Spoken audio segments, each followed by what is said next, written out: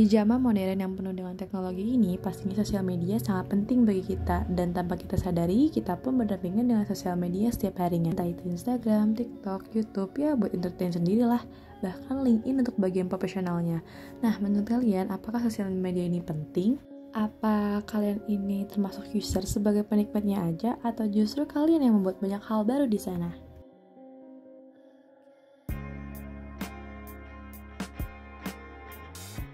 Annyeonghaseyo, balik lagi sama aku, Karen, mahasiswa Administrasi Bisnis, and let's talk about my social media personal branding.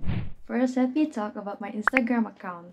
Long story short, aku ini bergabung di Instagram pada tahun 2015 akhir, dimana itu masih kelas 6, karena ada teman aku yang ngenalin, dan dia tuh update banget tentang sosial media, entah itu dari Snapchat lah, terus masih awal ada Musical.ly, dan sampai masih ada BBM juga. Dari situlah aku belajar si sosial media Instagram ini, dan aku kayak menyadari bahwa sosial media ini tuh penting untuk identitas kita di zaman yang modern ini. Nah, siapa sih inspirasi aku? Jadi inspirasi aku itu Kak Sana. Kalau kalian tahu, Sana ini adalah penulis novel dan punya kayak kanal channelnya yang namanya Rintik Seduh, dan dia taruh beberapa karya tulisnya di Rintik Seduh ini. Tapi aku lebih berfokus dengan Instagram pribadinya.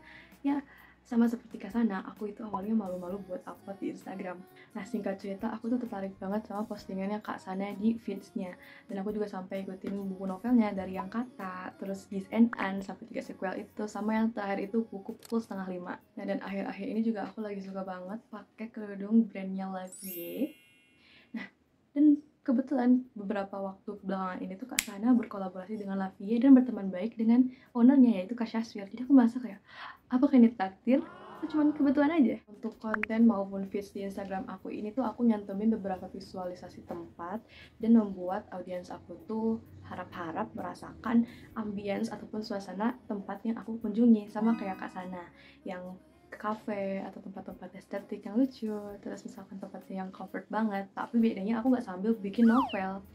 Nah, kalau kalian sadar juga postingan aku di awal-awal tuh kayak jarang banget tampil muka. Kalau misalnya pun ada, ya pakai masker, malu-malu. Kan aku merasa di situ aku kayak bertemu orang yang bikin aku nggak percaya diri dan insecure. Sampai akhirnya bertemu dengan orang yang bikin aku percaya diri, support, dan ya nggak bikin aku insecure. Dan jadinya aku nggak malu-malu lagi untuk show up di sosial media.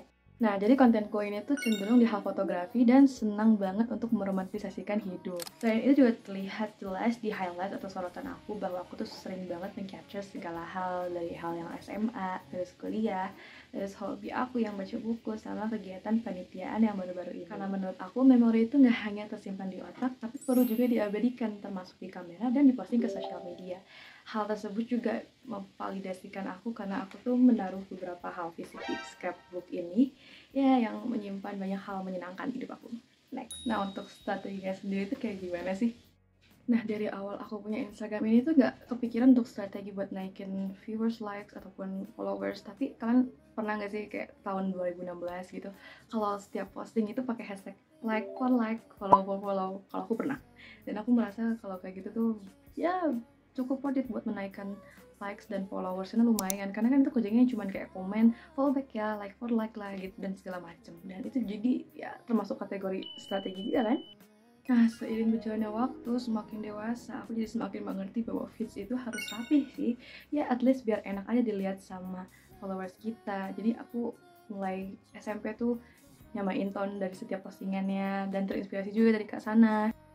Selanjutnya juga untuk mengoptimalkan semuanya, aku tuh sering banget kayak upload SG ataupun snapgram, at least biar tahu kalau misalkan akun kita itu aktif. Kadang bisa ada orang yang, ini mau orang nggak aktif di unfollow aja gitu. Sayang dong. Nah, lastly, aku tuh nggak pernah ganti Instagram yang ini semenjak aku punya akun tersebut. Jadi ini adalah OG originalnya. Sampai pada masa aku pernah dicuri, HP-nya hilang. Iya, dicuri. Aku tuh langsung ganti semua password di sosial media, nggak cuma di Instagram. Langsung dengan kesoktahuan aku ini, aku mengubah passwordnya, terus nyalain verifikasi 2 langkah biar nggak gampang dihack. Next. Berikut adalah analitik dari Instagram aku. Nah, dalam sebulan terakhir ini ada 9.000 tayangan serta 400 interaksi, dan 4% diantaranya bukan pengikut aku. Kota teratasnya Karawang, serta banyaknya perempuan sekitar 70% dari followers, dan tentang usianya 18-30 tahun. Nah, siapa sih yang nggak scrolling TikTok zaman sekarang? Pada awalnya juga aku bergabung di TikTok itu tuh masa-masa pandemi ya, tahun 2020-an. Nah, terus juga aku juga cuman jadi penikmat aja ya, scrolling, terus ngeliatin hal-hal viral kayak dalgona, terus misal hashtag di rumah aja, cuman buat menghibur diri aja di zaman COVID. Akhirnya aku tuh upload video, itu video tugas di semester lalu karena ada beberapa tugas ya yang diposting di TikTok. Sampai saat itulah aku kayak update lagi lah konten yang lain, karena ya why not? Dan aku juga basically itu adalah ex-musel, kalau kalian tahu aplikasi Musical.ly, jadi aku tuh nggak asing dengan fitur yang ada di TikTok ini. Nah, karena aku tuh suka banget mengabadikan beberapa momen sama kayak di Instagram, nah di TikTok ini aku juga mengunggah beberapa footage maupun kayak mini vlog gitu. Postingan kebelakangan ini tuh aku lagi ngeposting beberapa hal yang tren kayak what's in my bag, terus kayak how we see each other, unboxing Hippers kalau kalian tahu Hippers itu apa, dan hal tren-tren yang lainnya. Ya, dan dari sinilah aku menyadari dan bisa terbilang aku ini orang yang suka tren atau FOMO, yaitu fear of missing out. Untuk mengoptimalkan akun TikTok aku tuh konsisten dengan apa yang aku posting. Kayak aku cenderung di bidang fashion tapi yang gak terlalu bold sama di daily life aku. Nah, terus juga aku nggak membatasi akun aku, jadi akun aku tuh nggak private, terus nggak ditutup komennya, kecuali kalau misalkan ada hate. Makanya dari situ aku selalu mengantisipasi untuk selalu berhati-hati dengan apa yang kita unggah, karena kan basically kita tahu bahwa sosial media ini jangkauannya tuh luas banget.